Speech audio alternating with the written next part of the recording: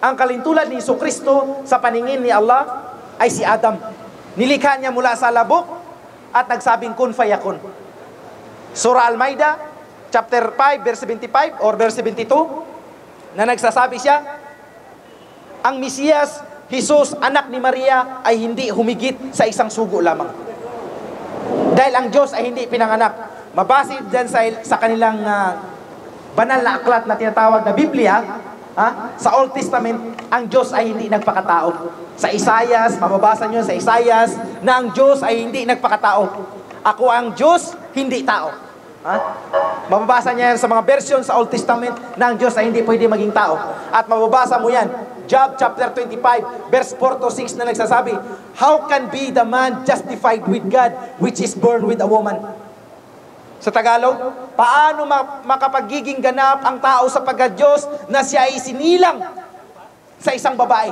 Old Testament yan Verse 5, narito, pati na ang buwan at araw, pati na ang buwan at bituin, ay hindi, ay walang liwanag sa kanyang paningin. Verse 6, gaano pa kaya kaliit ang tao? Sinong tao? Kayo, tayo. Gaano pa kaya kaliit ang tao na isang uod? At ang anak ng tao, sino ang anak ng tao? Magtanong kayo, Christian missionary. Magtanong kayo, reverend, pastor, EB theology, layman, laiko. Sino ang anak ng tao? Jesucristo ay isang uod. Maliwanag yan. Job chapter 25, verse 4 to 6. How can be man justified with God? Na siya ay pinanganak lamang sa isang babae. Na hindi siya pwede maging tao.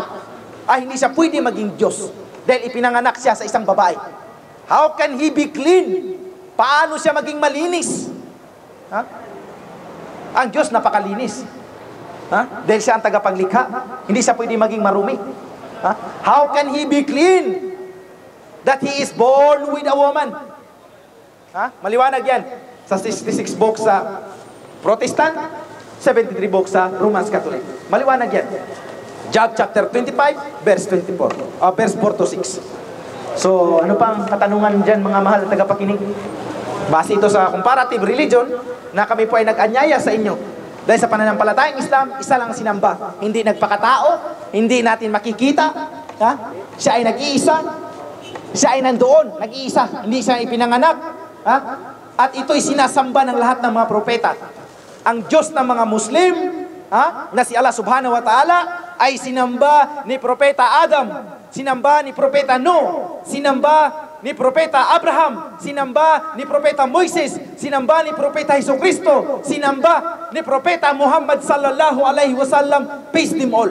Ang Diyos ng mga Muslim, na si Allah subhanahu wa ta'ala, ay sinamba ni Propeta Adam, sinamba ni Propeta Noah, sinamba ni Propeta Abraham, sinamba ni Propeta Moises, sinamba ni Propeta Jesucristo, sinamba ni Propeta Muhammad sallallahu alaihi wasallam, peace them all. Ang Diyos ng mga Muslim, na si Allah subhanahu wa ta'ala, ay sinamba ni Propeta Adam, sinamba ni Propeta Noah, sinamba ni Propeta Abraham, sinamba ni Propeta Moises, sinamba ni Propeta Jesucristo, sinamba ni Propeta Muhammad sallallahu alaihi wasallam, peace them all. Ang Diyos ng mga Muslim ay sinamba ng lahat-lahat ng mga propeta. Kuha ninyo ang pagpapaanyaya namin sa pananampalatayang Islam. Dito, sa Arabic pa, walang kida-kida. Arabic na sinampangkol, walang kida-kida. Sa pananampalatayang Islam, walang kida-kida-kida. Hindi ka pupunta rito, hindi ka pupunta rito, hindi ka pupunta rito, kundi strict ka sa pagsamba sa Kanya. Maraming salamat sa inyong panunood. Kung sakali man ang aming nasalaysay ay hindi po ninyo tanggap, pwede kayong humiling ng panahon mula sa amin o magtanong, magkaroon ng magalang na debate, dialogo, panayam, at doon ninyo kami papaulanan ng inyong mga katanungan na nagmula sa inyong mga puso o nagmula sa inyong mga kaalamang nalilikom.